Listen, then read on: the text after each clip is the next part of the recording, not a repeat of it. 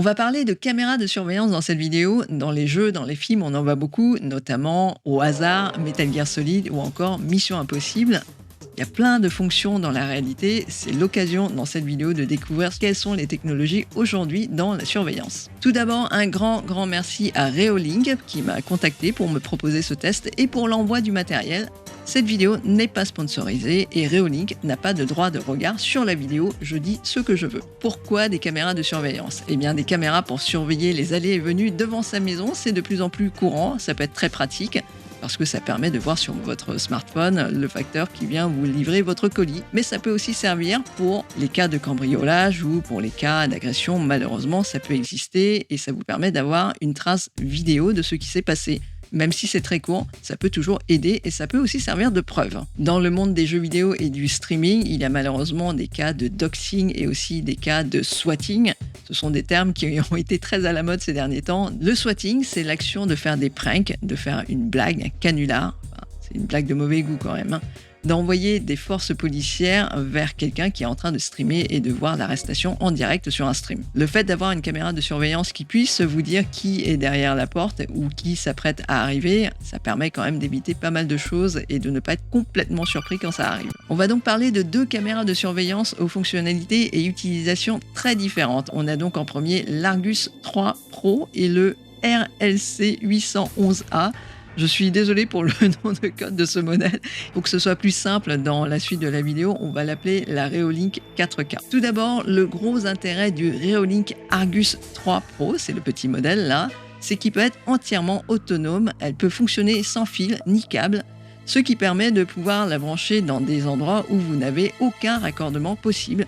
Ça peut être une solution si vous voulez la mettre à l'extérieur et qu'il n'y a pas de prise électrique aux alentours. Ça peut se connecter en Wi-Fi en bande 2.4 GHz ou alors en 5 GHz si vous avez la possibilité. La connexion en 5 GHz c'est beaucoup plus intéressante parce que la portée est beaucoup plus large et ça vous permet d'aller vers des zones que la 2.4 ne peut pas atteindre. Dans le cas où vous auriez besoin de l'installer dans un endroit où il n'y a aucun réseau Wi-Fi, où c'est pas possible d'avoir un signal, vous pouvez toujours utiliser l'emplacement micro SD. Comme ça, vous mettez la petite carte dans la caméra et ça enregistre totalement en autonome là-dessus.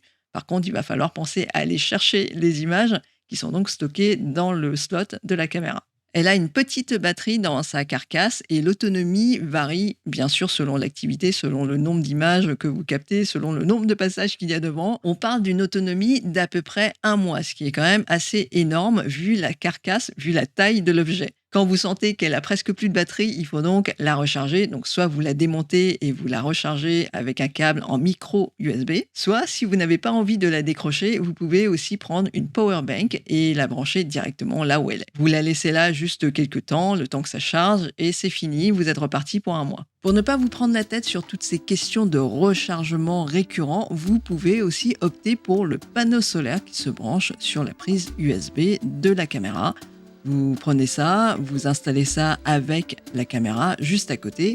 Si c'est à l'extérieur, comme ça charge tout seul, ça roule tout seul, tout est autonome. Donc vous voyez avec tout ça, avec toutes ces possibilités, cette caméra est vraiment pensée pour être autonome. Ça permet par exemple de l'installer au fond du jardin pour pouvoir voir le cabanon ou encore quelque part que vous ne pouvez pas atteindre facilement. Si jamais vous avez réussi à la connecter en Wi-Fi, vous pourrez donc utiliser votre smartphone pour pouvoir voir les images à distance. Les fonctions maintenant, c'est donc une caméra en 2K avec une résolution maximale en 1440p à 15 images secondes. C'est une image plutôt claire pour une caméra de surveillance, surtout de cette taille. L'angle de vision est de 122 degrés. Elle a la vision nocturne. Ça, c'est très intéressant pour une caméra de surveillance. Je pense que c'est obligatoire. Il y a donc des capteurs infrarouges, on peut voir jusqu'à 10 mètres, donc ne pas la placer trop loin de ce que vous voulez surveiller. Chose marrante, elle est aussi équipée d'un haut-parleur et d'un micro, c'est intégré dans la carcasse, il n'y a pas besoin d'installer d'autres choses.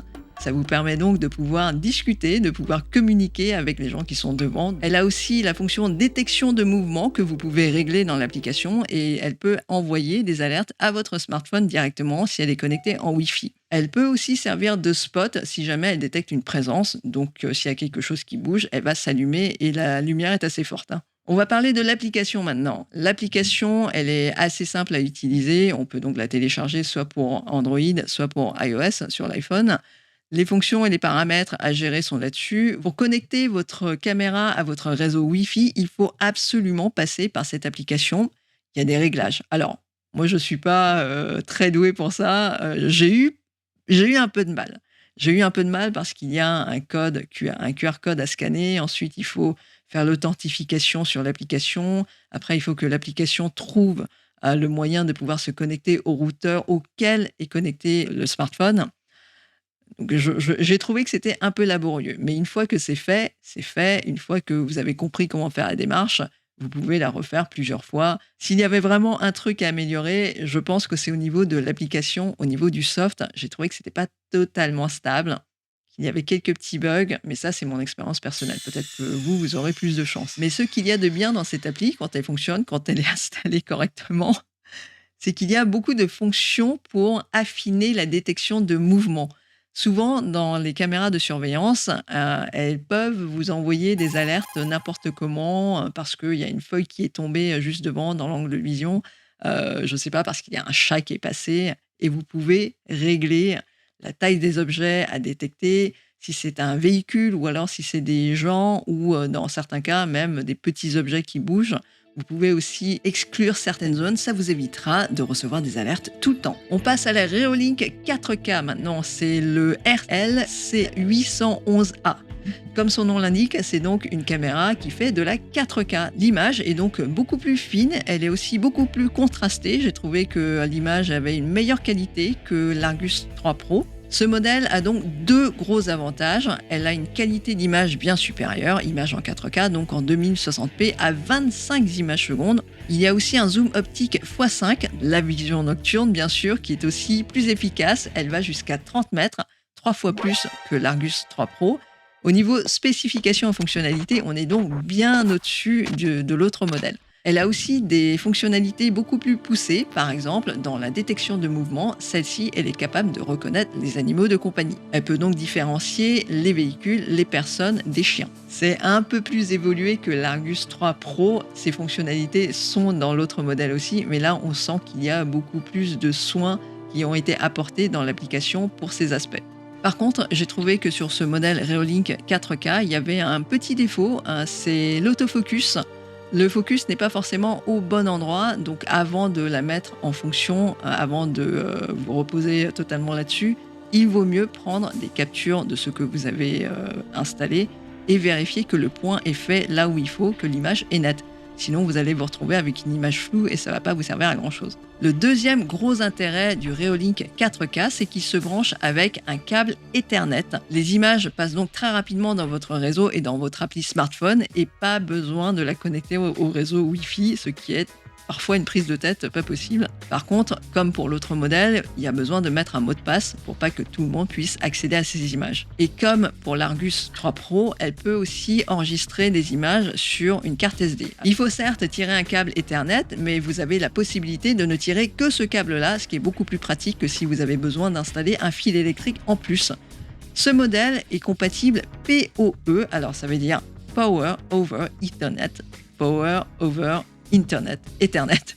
Et le gros avantage, c'est que l'alimentation peut passer avec le câble Ethernet à condition d'avoir un routeur ou un switch sur votre routeur qui puisse alimenter la caméra avec ce moyen. Le gros avantage de ce système, c'est que vous n'avez pas besoin de tirer un deuxième câble électrique pour pouvoir alimenter la caméra. Et parfois, ça peut être un vrai casse-tête quand il faut l'installer un peu en haut, à des endroits qui sont inaccessibles principalement.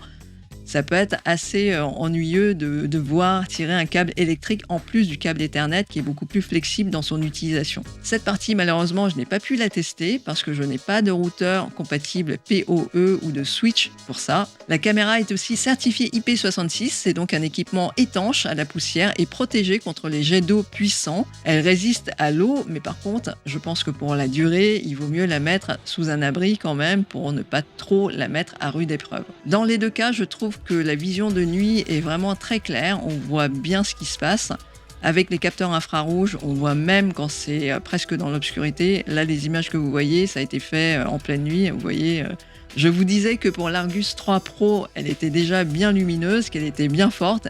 Dans le cas de la Reolink 4K, elle est encore plus forte, mais ça c'est normal, la construction veut ça. C'est une caméra qui est un peu au-dessus au niveau des qualités et des spécifications que l'Argus 3 Pro. Les prix maintenant, l'Argus 3 Pro qui se connecte en Wi-Fi, donc toute seule, elle vaut dans les 130 € et le pack avec le panneau solaire est à 150 €. La Reolink 4K qui se connecte donc en Ethernet pour une qualité qui est supérieure, elle coûte 155 €. Des prix à peu près équivalents, ça dépend vraiment de ce que vous recherchez, de ce dont vous avez besoin. Une chose qu'il faut quand même garder en tête, c'est l'abonnement cloud. Vous avez quand même 7 jours de sauvegarde en ligne gratuitement. Pour cet abonnement gratuit, c'est donc seulement une caméra qui est supportée avec seulement un stockage de 1 Go.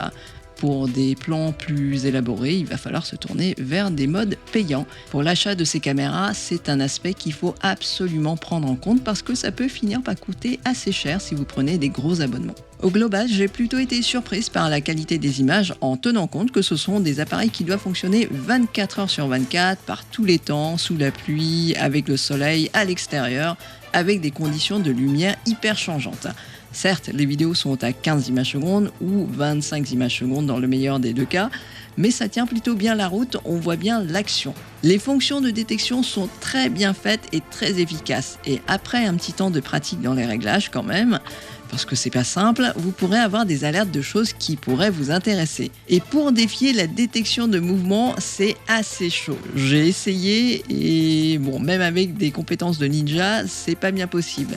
Ces deux modèles ne sont pas montés sur des moteurs qui les rendent mobiles. Elles ne peuvent donc pas tourner sur soi comme on voit dans la plupart des jeux, mais elles sont quand même à un champ de vision de plus de 120 degrés, donc très très large, et pour éviter de se faire repérer dans ce champ de vision quand la caméra est bien placée, accrochez-vous. Là où j'ai trouvé que l'utilisation était plutôt laborieuse, c'est l'application et le fait que ces caméras n'aient pas d'interface réglable directement sur les appareils.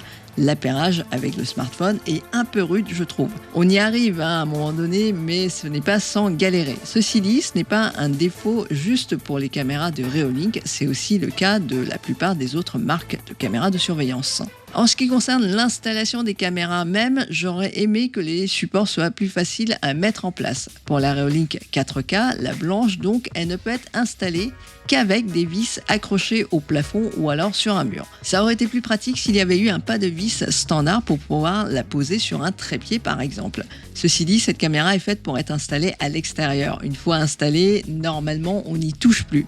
La pose sur un trépied, c'est plutôt pour des utilisations en intérieur et pas pour surveiller des intrus malveillants et donc qu'on peut déplacer à sa guise. Si c'est pour surveiller ses plantes par exemple, ça peut être une bonne solution. Le pas de vis standard, ceci dit, on l'a pour l'Argus 3 Pro, le petit modèle qui est donc placé au dos.